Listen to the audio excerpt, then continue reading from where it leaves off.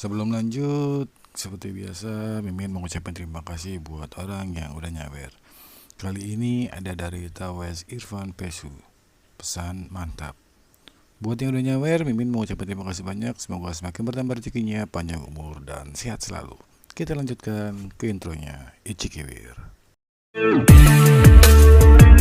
Kembali lagi bersama channel kita semua. Jika Anda suka, jangan lupa komen, like dan subscribe, serta bila Anda berkenan. Selamat membaca dan mendengarkan.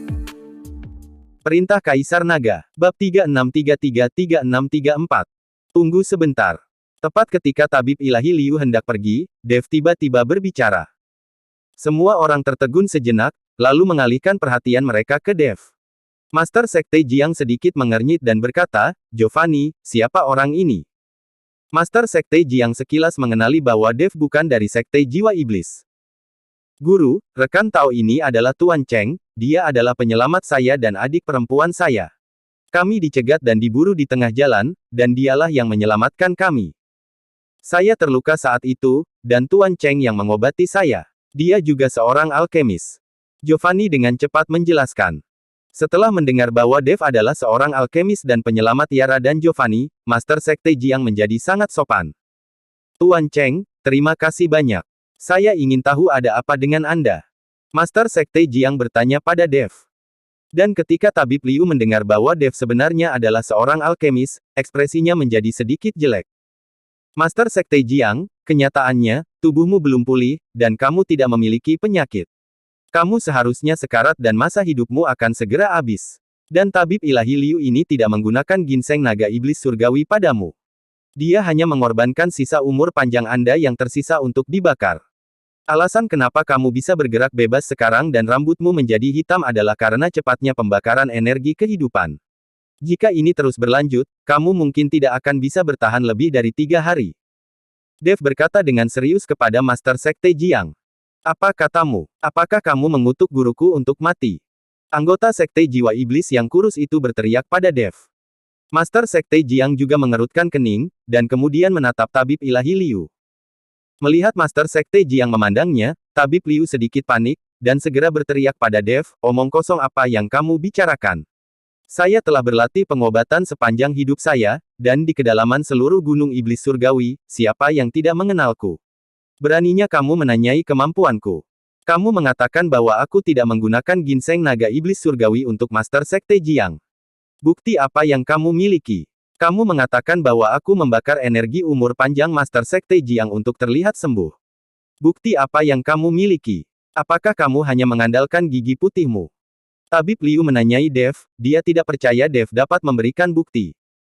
Meskipun apa yang dikatakan Dev benar, sangat sulit memberikan bukti untuk hal semacam ini. Dev memandang Tabib Ilahi Liu, dan kemudian menggelengkan kepalanya, "Saya tidak punya cara untuk memberikan bukti.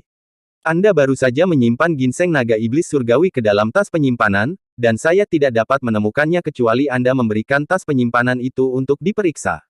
Atau membunuhmu kemudian memeriksa tas penyimpananmu. Mengenai pembakaran umur panjang, tidak ada cara untuk membuktikannya sekarang, tapi dalam 2 hari, tubuh Master Sekte Jiang akan melemah, dan kemudian dia akan menunggu penurunan umur panjang dan mati total." "Hah, kamu tidak bisa memberikan bukti apapun dan kamu masih berani memfitnahku. Kamu benar-benar berani." Tabib Ilahi Liu mendengus dingin, lalu memandang Master Sekte Jiang dan berkata, "Master Sekte Jiang, saya memperlakukan Anda dengan niat baik, tetapi orang ini memfitnah saya, bukankah Anda harus memberi saya penjelasan?" "Tabib Liu, mungkin Tuan Cheng ini telah melakukan kesalahan. Jangan marah." Master Sekte Jiang buru-buru menghibur Tabib Ilahi Liu. Baginya, dia lebih percaya pada keterampilan medis Tabib Ilahi Liu. Lagi pula, Tabib Ilahi Liu sangat terkenal di kedalaman Gunung Iblis Surgawi. "Tuan Cheng, Tabib Ilahi Liu juga sangat cakap. Anda mungkin salah menilai dia." Yara dengan cepat menarik Dev. "Tuan Cheng, keterampilan medis Tabib Ilahi Liu tidak diragukan lagi. Tabib Ilahi Liu tidak merawat sembarangan orang. Butuh banyak upaya bagi kami untuk mengundang Tabib Ilahi Liu ke sini." Giovanni juga segera mengikuti Dev dan berkata, "Jika kamu ingin melihat tas penyimpananku, aku bisa mengeluarkan semuanya dan untuk melihatnya. Jika tidak ada ginseng naga iblis surgawi di dalamnya, aku tidak akan pernah selesai denganmu." Saat tabib Liu berbicara, dia benar-benar mengeluarkan isi dari tas penyimpanannya. Tabib Liu menuangkan semua isi dari tas penyimpanannya, tetapi tidak ada ginseng naga iblis surgawi di dalamnya. Coba lihat apakah ada ginseng naga iblis surgawi di dalamnya. Saya telah berlatih pengobatan selama beberapa dekade dan tidak ada yang pernah menuduh saya seperti ini. Semakin banyak tabib ilahi Liu berbicara, dia menjadi semakin bersemangat, berteriak pada Dev.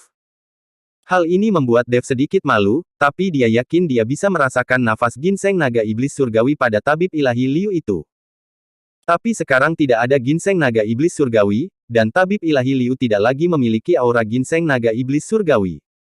Tabib Liu, jangan marah, kami percaya kepada Anda. Master Sekte Jiang menghibur tabib Liu, dan kemudian sambil mengedipkan mata, meminta Yara dan Giovanni untuk membawa Dev pergi. Dev adalah penyelamat Yara dan Giovanni. Tabib Liu adalah penyelamat Master Sekte Jiang. Sekarang Master Sekte Jiang tidak ingin menyinggung siapapun, lagi pula, mereka bukanlah orang yang suka berkhianat.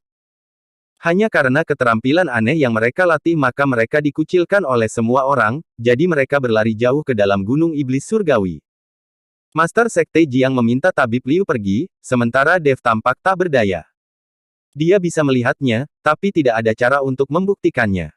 Master Sekte Jiang berada di akhir hidupnya, tidak sakit, dan tidak ada yang bisa dilakukan Dev. Anda harus tahu bahwa para biksu juga memiliki masa hidup yang terbatas, dan mereka tidak abadi dan akan hidup selamanya.